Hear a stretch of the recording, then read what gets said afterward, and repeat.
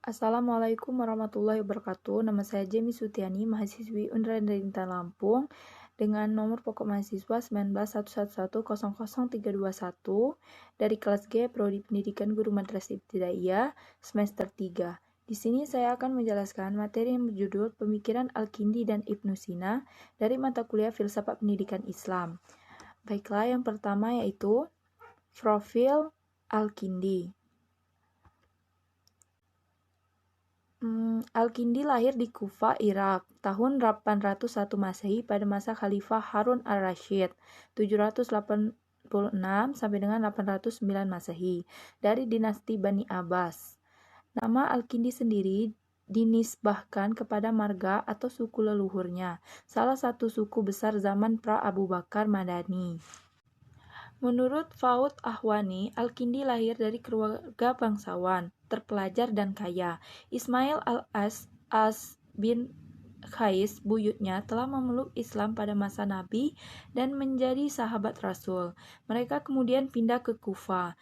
Di Kufa, ayah Al-Kindi, Ishaq ibni Sabah, menjabat sebagai gubernur. Pada masa Khalifah Al-Madsi, tahun 775 sampai dengan 785 Masehi, Al-Hadi dan Harun al-Rasyid, masa kekuasaan Bani Abbas pada tahun 750 sampai 1258 Masehi, ayahnya meninggal saat Al-Kindi masih kecil. Al-Kindi melewati masa kecilnya di Kufa dengan menghafal Al-Quran, mempelajari tata bahasa Arab, kesusastraan Arab, dan ilmu hitung. Keyakinan agama yang dianutnya. Oleh karena itu, basis pemikiran filsafat yang mendasari keseluruhan pemikiran Al-Kindi ditemukan dalam Risalah fi al-Hudud al-Asya. Dalam risalah tersebut, Al-Kindi melakukan peningkatan atas definisi-definisi dari literatur Yunani dalam bentuk yang sederhana. Yang kedua, pemikiran Al-Kindi tentang metafisika. Sebagai halnya dengan filosof-filosof Yunani dan filosof-filosof Islam lainnya, Al-Kindi selain dari filsuf adalah juga ahli ilmu pengetahuan. Pengetahuan ia bagi ke dalam dua bagian, yaitu yang pertama pengetahuan ilahi, yaitu pengetahuan langsung yang diperoleh Nabi dari Tuhan. Dasar pengetahuan ini ialah keyakinan. Yang kedua, pengetahuan manusiawi atau falsafat. Dasarnya ialah pemikiran rasional. Al-Kindi merupakan filosof Islam pertama yang menggagas bukti rasionalis filosofis tentang Tuhan. Ia menunjukkan eksistensi Tuhan melalui argumentasi kebaruan atau dalil al-haudus, tetapi mempunyai arti penting, sempurna, dan mulia. Substansinya berasal dari substansi Tuhan dan hubungannya dengan manusia sama dengan hubungan cahaya dengan matahari. Karena pada hakikatnya bersifat ilahi dan spiritual, maka jiwa berbeda dengan tubuh dan bahkan bertentangan dengannya. Selanjutnya, pemikiran Ibnu Sina.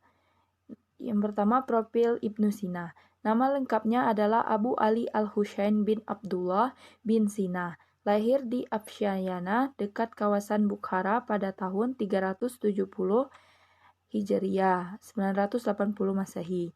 Ia dibesarkan di Bukhara pada umur 10 tahun. Ibnu Sina telah mempelajari ilmu-ilmu agama, kesusastraan, serta telah hafal Al-Quran.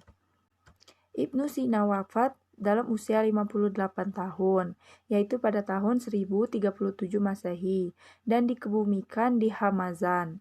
Di barat, ia lebih populer dengan nama sebutan Avicenna, akibat dari terjadinya metamorfose Yahudi Spanyol Latin.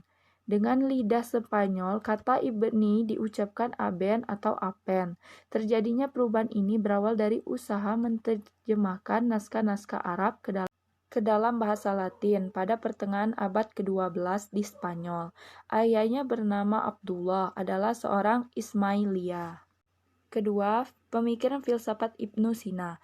Objek kajian falsafah atau hikmah menurut Ibnu Sina terbagi menjadi dua bagian. Pertama, hikmah nazariyah, ilmu teoritis, adalah bertujuan untuk membersihkan jiwa melalui makrifat.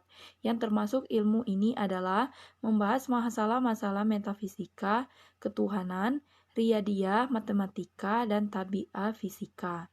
Kedua, hikmah amaliyah, ilmu-ilmu praktis, yang termasuk bagian dari ilmu-ilmu praktis adalah etika atau khuluqiyah, mengatur pergaulan keluarga dalam rumah tangga, ekonomi, mengatur pergaulan umat dalam negara, dan kenabian.